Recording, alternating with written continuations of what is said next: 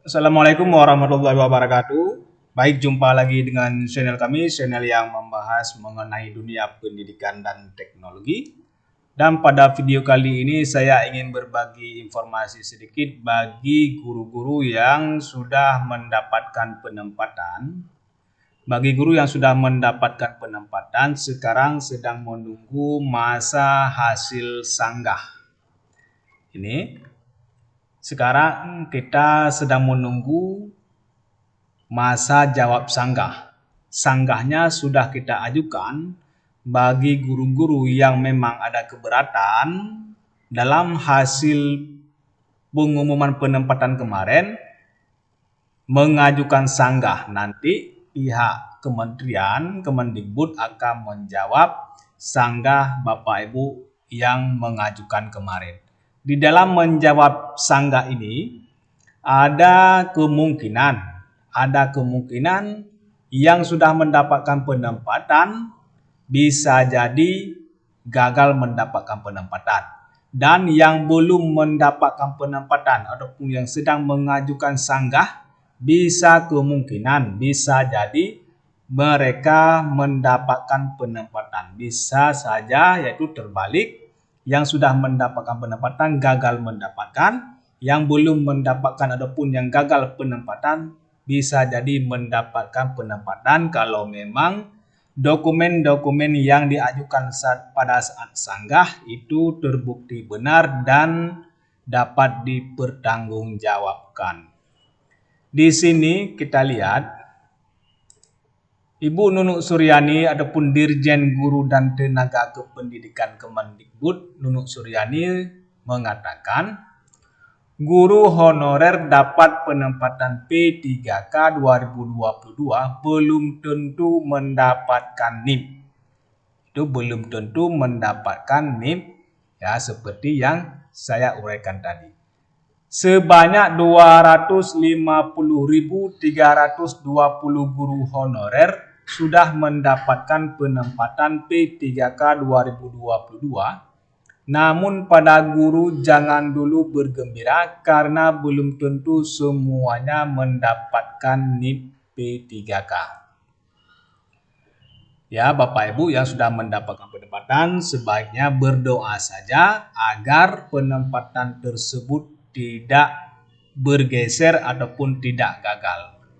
Semoga bagi guru-guru yang sudah mendapatkan penempatan, hasil keputusan tersebut tidak lagi terjadi pergeseran. 250.320 guru honorer ini baru mendapatkan penempatan, bukan berarti sudah pasti mendapatkan NIP dan SK P3K. Nanti kita lihat kenapa gagal mendapatkan NIP ataupun gagal mendapatkan SK P3K. Ya, seperti yang kita bilang tadi, ada beberapa hal, ada 4 ataupun 3 persoalan sehingga guru yang mendapatkan penempatan gagal mendapatkan NIP dan SK-nya. Yang pertama, saat ini Kementerian Pendidikan Kebudayaan Riset dan Teknologi tengah menjawab sanggahan pada para pelamar. Dalam proses ini bisa saja ada yang dibatalkan penempatannya jika sanggahan pelamar terbukti benar. Kadang ada rekan-rekan kita ataupun di dalam satu sekolah yang memang tidak mendapatkan penempatan dan ada yang mendapatkan penempatan, sehingga bagi guru yang tidak mendapatkan penempatan pasti mengajukan sanggah dengan bukti-bukti ataupun dokumen-dokumen yang memang dapat dipertanggungjawabkan. Sehingga rekan yang sudah mendapatkan penempatan bisa jadi dibatalkan dan di-roker, yang tidak mendapatkan penempatan dikasih penempatan. Contohnya tidak memenuhi syarat masa kerja, tidak memenuhi syarat kualifikasi, tidak memenuhi syarat, ataupun jenis ijazahnya tidak bisa dipertanggungjawabkan. Ada yang ijazahnya tidak linear dengan formasi yang tersedia. Itu bisa jadi gagal penempatan. Yang kedua, setelah pengumuman jawab sanggah pun masih ada tahapan pemberkasan NIP P3K pada tahapan ini. Badan Kepegawaian Negara ataupun BKN akan melakukan pemeriksaan data yang masuk apabila valid atau tidak benar. Dan bagi yang sudah memang nanti dijawab sanggah dan betul-betul mendapatkan penempatan, dan pada saat pemberkasan kita akan mengajukan berkas-berkas ke BKN untuk diterbitkan NIP P3K. Dan pada saat penerbitan NIP, pihak BKN akan mengecek berkas yang kita ajukan. Contohnya ijazah kita dapat diakui dan terdata di Dikti, dan juga dengan hal-hal yang lain. Ada beberapa macam jenis pemberkasan yang harus kita unggah di saat pemberkasan sampai dengan ke tahap surat bebas narkoba, SKJK dan lain-lainnya.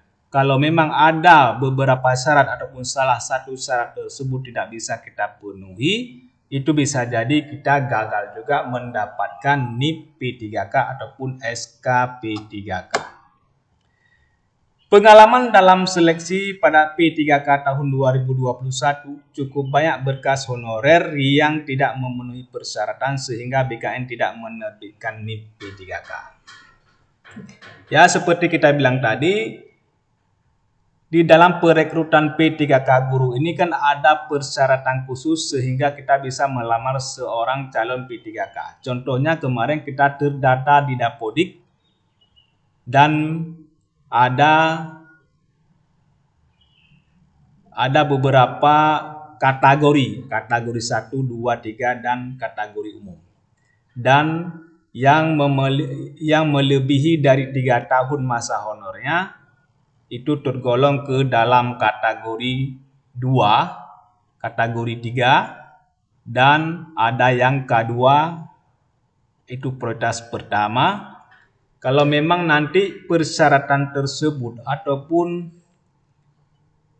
hal-hal yang disanggahkan oleh rekan yang lain sehingga bisa ataupun dapat menggugurkan rekan-rekan yang memang sudah mendapatkan penempatan. Kalau memang nanti yang disanggah ataupun yang diajukan sanggah oleh rekan yang lain bisa membuktikan rekan yang sudah mendapatkan penempatan itu terbukti keliru ataupun yang diajukan oleh yang menyanggah itu benar.